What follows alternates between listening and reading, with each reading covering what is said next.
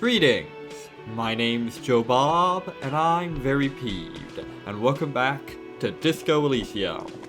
Last time, we punched a kid in the face. Anyways, let's go pop open a dumpster now. But first, let's loot our partner's car. Before you That seems stands like a a good use of our motorcarriage. time. The bodywork is covered in blue and white livery, bearing the number 57. Vapor emanates from the large engine on the back of the vehicle. It hasn't had time to cool off yet. Which is a bit odd, if you think about it, considering the... been off gallivanting, but oh well. This must be the infernal machine that tore you from oblivion. The Caprice I could have claim sworn I motorcarriage. tore me from oblivion, but alright. In the cabin, you are welcomed by a set of steering levers, a radio microphone on a hook, a pull-out toolbox under the seat, and the soft glow of the fuel preheater gauge. A metallic drawer slides out from under the seat and clicks into place. The tools inside are neatly organized. Take what you need, officer. It's going to be a long case. I'm not protective of my tools, like some men are. Not sure if that's a intentional double entendre or not. He's clearly a little protective of his tools. But what can you do? Work is work. Indeed. Alright, let's take out the pry The pry bar. bar feels nice and cold in your hand, heavier than you'd think. Useful for opening all sorts of doors and lids. Ooh, rubber-handled chain cutters. The handles are long and sleek. Snap, snap, go the cutters in your hand. And the flashlight. It's robust, weatherproof, and well-made. Police issue, blue. Lets you see things in the dark you would otherwise miss. Naturally. Alright. The pull-out toolbox slides back into its nest. Preheater gauge casts a warm glow on the steering levers and the radio on its hook. As you tap on the gauge, the indicator pin jerks as if startled. It's in the large orange sector, indicating the engine is warm. Next to the gauge is a red switch labeled heat. There's no use pressing the heat button. It won't start without the ignition key. Translation: we're not going anywhere right now. Alternative translation: don't even think you can drive my MC. Nice. He's at least protective of one of his tools, evidently. Alright.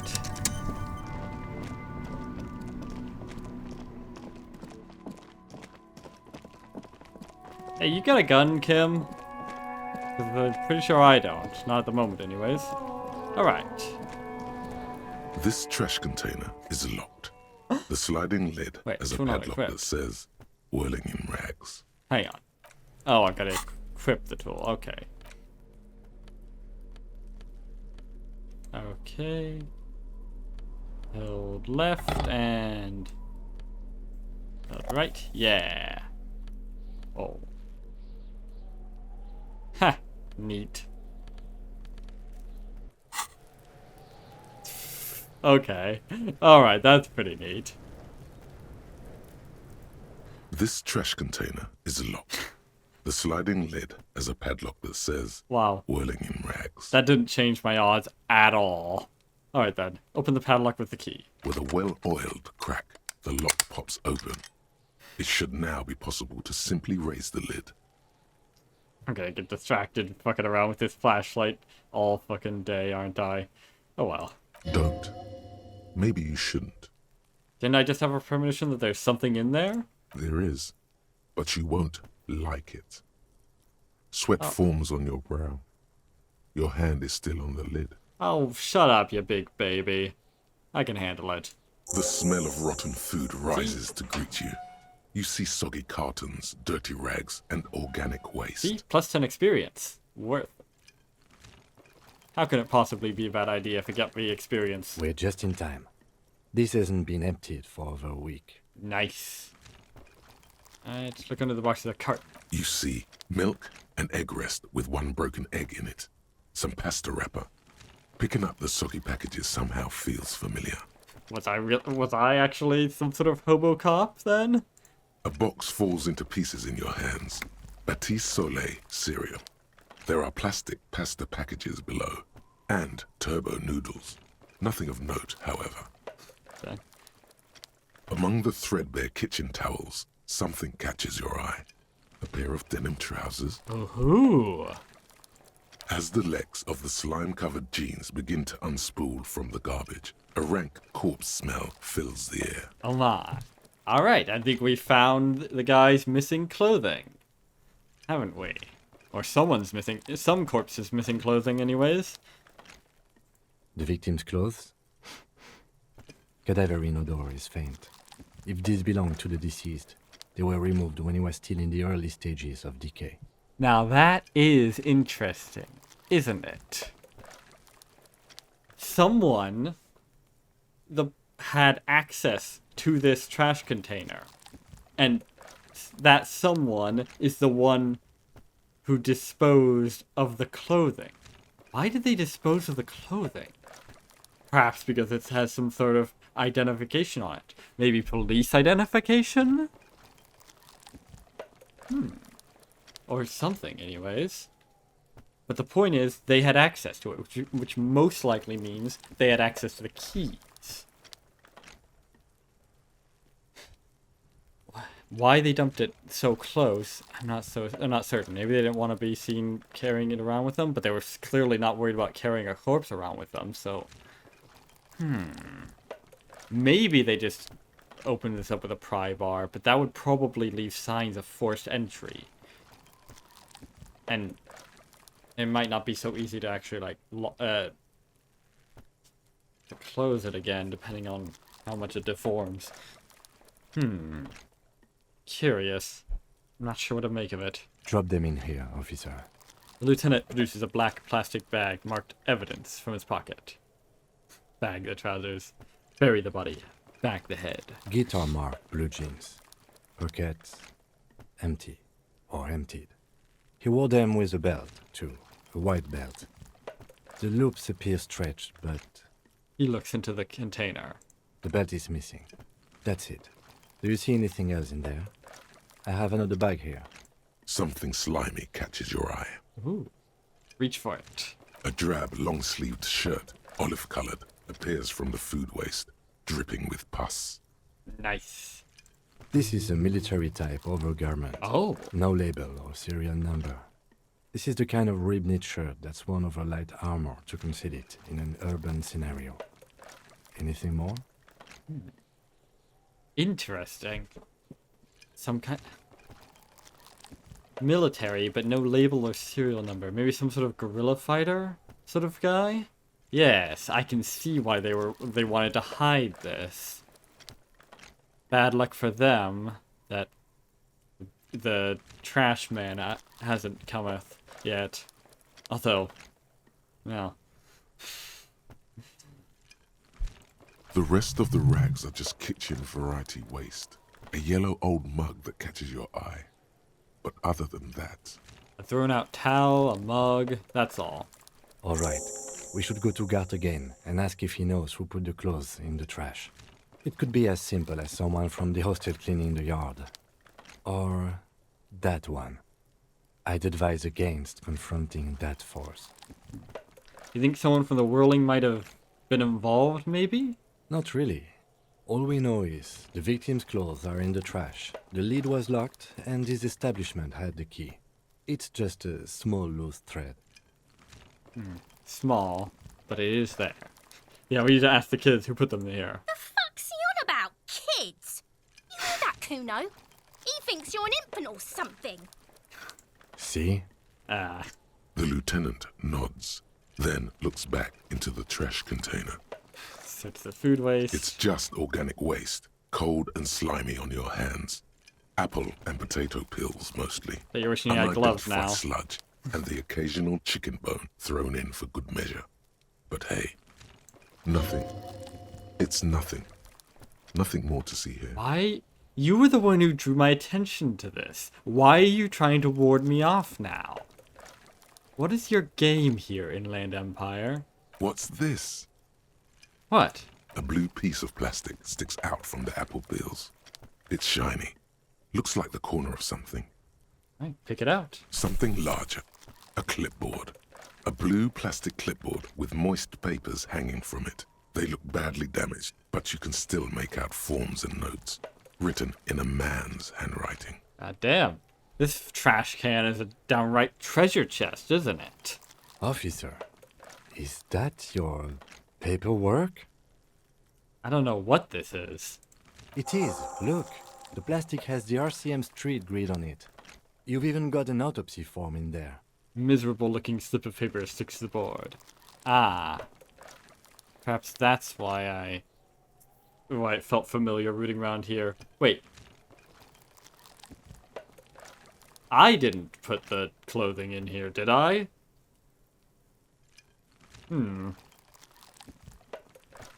If you don't mind me asking, how did this get in the trash? The foreboding quality to it. Maybe I needed to lose it for the great bloodletting to begin. What? What do you mean, the great bloodletting? Oh, yeah, sure, why not? What are you talking about? I don't know. I don't know either. You should take stock of your notes. Make sure it's all there. Official notes contain informants' names. If some have fallen into the hands of the RCM's adversaries, bloodletting may well ensue. Hey. Well, that at least got past that awkward questioning. Okay, I'll do that. It would also not hurt to start taking notes on the case. Now, tell me what your eagle eyes see. Or are we finished? Some items, such as the What? ledger you found, are interactable. Go to your inventory and select the Interact tab to read your paperwork. Don't tell me what to do. The mug. I'm getting that mug too. You pick out a broken mug with an oddly racist depiction of the yellow man frolicking in saffron, An antique? only in its social sensibility. Ah. Let's take it. The lieutenant briefly glances at the mug, then returns his sight to the trash. You've acquired an interactable item. Shut up. The container sounds a muffled gong. It's not much of a gong. More of a clang, really. That's one thing off the list. I think we got it all. Open the lid again. The smell of rotten food rises to greet you. You see soggy cartons, dirty rags, and organic waste. I just felt like smelling it The again. container sounds a muffled gong. No more thoughts? Fair enough. Okay then. What's this then?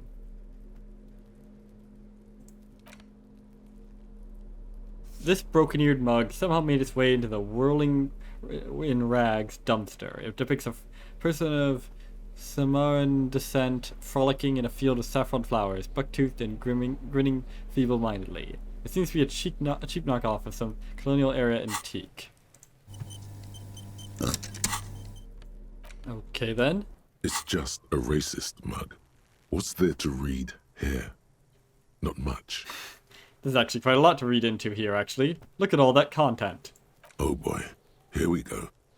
What are you going to say about a broken, tossed-away mug that you dug out of the garbage? Let's see. This mug is an example of prejudice. I'm going to use it as an example of what not to do.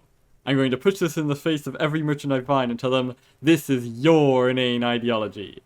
This mug will be useful. By denouncing it, I can earn political capital to mask my badass hustling, i.e. fraud and embezzlement.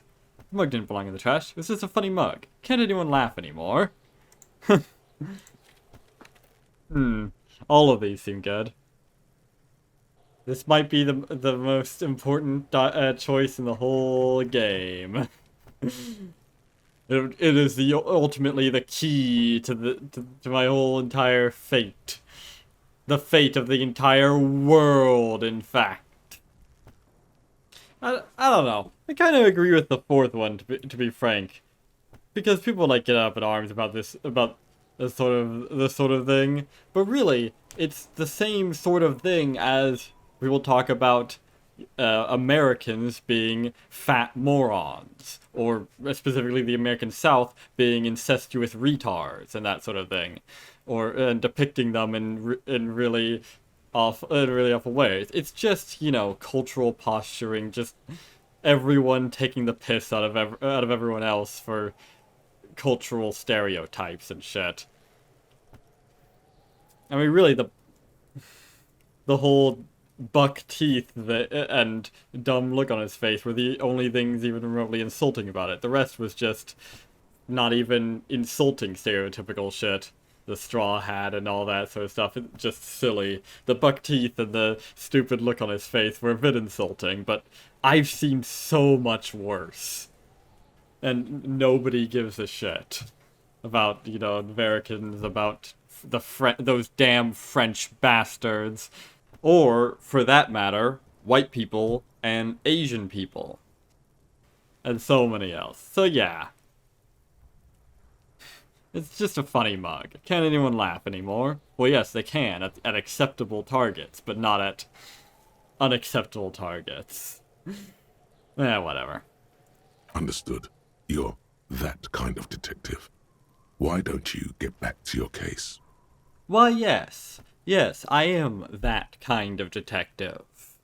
The kind that doesn't engage with ideological bullshit.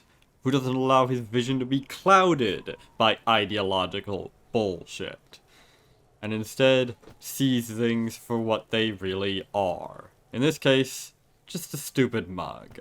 Because you'll notice that every other option there involved morally grandstanding about whatever pet ideology you might be captured by. Whereas that one was it's just a funny mug. Not really substantially different than any of the other myriad examples of jeering cultural stereotyping. In other words, seeing things as they are, rather than as I want to see them as, because it plays into my pet ideology, or theory about the world. In other words, I am a detective, and not a zealot, which are, in many ways, antonyms. So yeah, I'm proud of that. Anyways, not especially proud of that, of course. You shouldn't be overly proud of just being a half-decent person, after all. But you should be a little proud, though. This is the ledger you found in the trash. It's full of notes written in a man's dense cursive. Or, for that matter, being a half-decent detective. Well, okay, maybe that's going a bit far. I don't know about half-decent detective. We'll see about that part. Have a closer look. Maybe it can be salvaged to start keeping notes on the case? It's the ledger you found in the trash. A pitiful cabbage of white and yellow papers hanging from plastic board, barely held together by a metal clip. This sad display is made complete by the faint smell of urinal cleaner. Anything else? There's a piece of toilet paper, or is it cleaning tissue? No, it's toilet paper, desperately sticking to the back of the blue plastic clipboard. Why were they throwing out toilet paper? It's a metaphor for you. Oh. Below the pathetics, terror. Do not look into its blue heart. Inspect the toilet paper. It's just toilet paper sticking to the back of the plastic clipboard. You can take it off if you want. Maybe it's kitchen tissue? They look exactly the same. If you want it to be kitchen tissue, it can be kitchen tissue. Alright. It's not, though. It's toilet paper. You can take it off or leave it there. It's cool. No, let's get rid of it. Still wet, the toilet paper, kitchen tissue, peels off the plastic easily. All you have to do is shake it off your finger, and voila, the ledger now looks marginally better. It's a start. An aluminium block runs the width of the board, biting down on the paperwork. Its crocodile teeth are the only thing keeping the papers together. A regular pencil, the tip worn down to nothing, has been attached to the clip. The surface is interrupted by a silvery sticker. It's rectangular, sparkling with iridescence. You don't know how you didn't notice it before. Lieutenant, is this one of the hologram watermarks you mentioned? What? Yes, halogen watermark used for adding information to RCM property. Interesting. What kind of information? It depends. Aside from an anti-counterfeiting stamp, mine has my station number and address. The information varies by date of issue. How many years you've been on the force, he's thinking. It'll have that. Ah. How can I read it? Any capable light with the right wavelength will do. Like, for example? All RCM vehicles have headlights designed to reveal halogen watermarks. Mine too. This means you can read the watermarks if you just turn the lights on. Alright, that's all. Thank you. Okay. While a bunch of sodden papers sag from the clipboard in your hand, it's a sorry sight. Alright, browse the white papers. They're not exactly white. They're yellowed in patches by sunlight and alcohol. And covered in dense blue handwriting. Nothing's ever Ink quite right. escapes into watercolor White. patterns, reaching its tendrils across entire pages.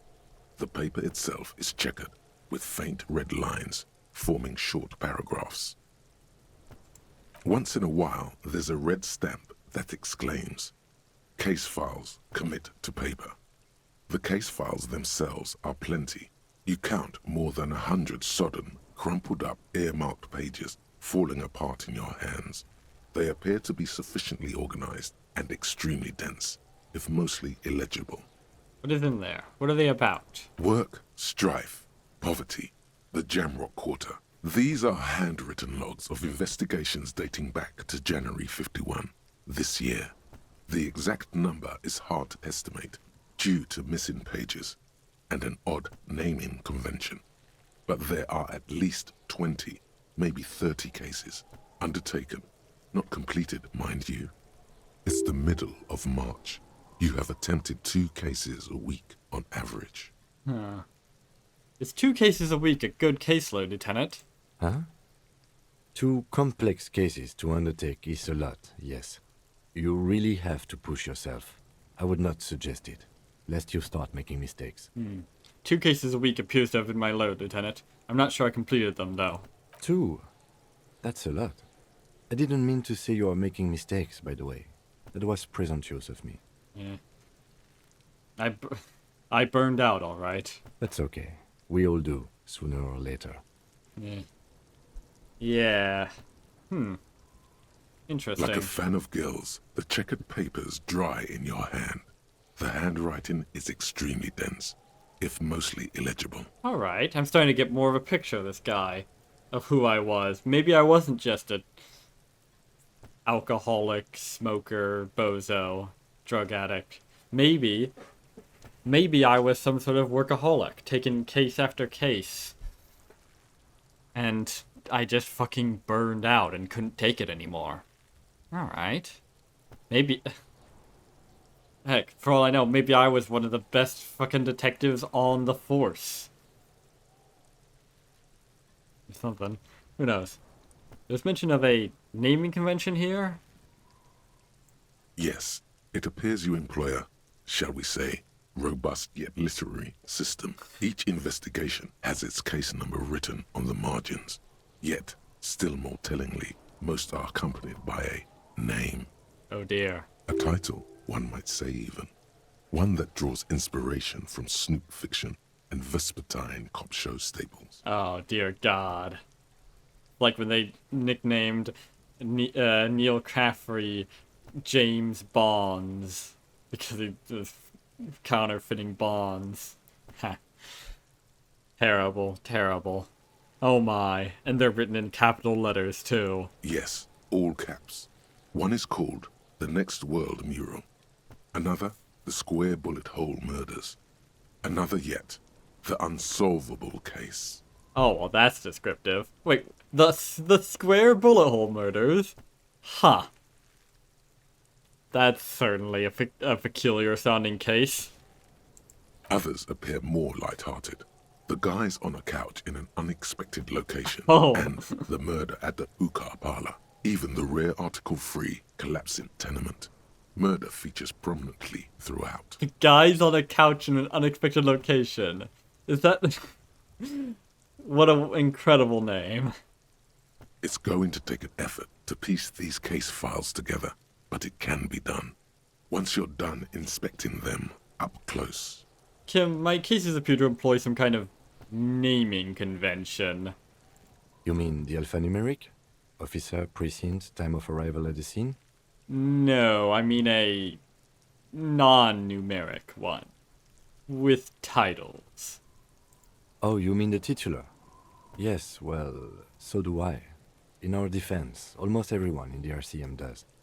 Why is that? It's a holdover from the early days of the RCM, right after the revolution, when the organization had little idea how to do things. What It changed? persists in an Not unofficial much. capacity. Officers use these titles to refer to their work among themselves. I seem to have named a case the Square Bullet Hole Murders. Again, in your defense, I seem to have named one the man with the hole in his head. That was a real person. His death was real. Still, I named it that, to amuse myself. Well, I guess... Well, I may be hopeless, but I guess we can be hopeless together. That's something. I pray his loved ones never find out. Yeah. Yeah, I feel ya, Kim. What happened to him? Rail spiked through the head. He died. It was a workplace accident. Well... That's great. You come off as something of a very straight-laced fellow. It's nice to know you have your little quirks, so to speak, just like me. I have to open an official case. Is there room? There is, for precisely one more. Oh, naturally. 15 pages near the end remain untouched by the damage. The checkered grid forms a structure of passages, breaking the case into subtasks to accomplish. Alright. It'll be my last case. Ever. Or at least until I get a new ledger. Sadly, the ledger only comes with an old, worn-down lead pencil. It's unfitting of this monumental event. Lead? What? Excuse me. Whatever. Kim, do you have a pen? The lieutenant looks at his blue notebook. 2 fat, shiny pens hang from the binder, like large caliber bullets on an ammo belt. No, I do not. Get your own. He is not really saying anything, just standing there, looking at them. Can I have one? Know that I give this to you with resentment. I'll take that into account, I suppose. With this beauty, commit to paper. The tasks you've completed flow out of the blue oblong pen in a brash freehand uncannily similar to the rest of the letters. The almost like wording I wrote comes all of them. easily. It's almost robotically simple. A language developed for mental rigor and simplicity. Inspect the victim's body. Interview the cafeteria manager. It's not exactly poetry, but poetry would be out of place. A satisfying slash sounds across the paper. You're done, it seems to say. And you, and you. Things to be done and things already done. The composition of reality. This is an extremely useful tool for a detective of the citizens' militia. Now all that remains is to name the case. Lieutenant, have you by any chance named our case? No, actually. Any ideas? The Hanged Man, the Furies are at home in the mirror. What? The Setting Sun, shit on a stick. Actually, I don't have one. All of these are terrible. Oh, well, then maybe I can suggest one. Go ahead. The Hanged Man. He really likes that name. Fine. I guess we'll go with that name. I got no other ideas. Thank you. I think so too. Good and normal. Unlike how this case is gonna go. I'm going to start calling Ooh, it sweet. the Hanged Man. It's good we sorted this out. 30 XP. Very nice. Alright then. You don't exactly close them, so much as distance yourself from the smelly papers. They're a little further from your nose now.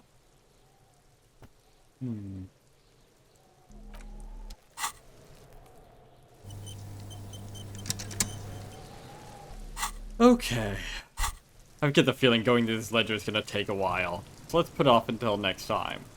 So yeah, we've got a lead now, and we're only 40 XP away from our next level up.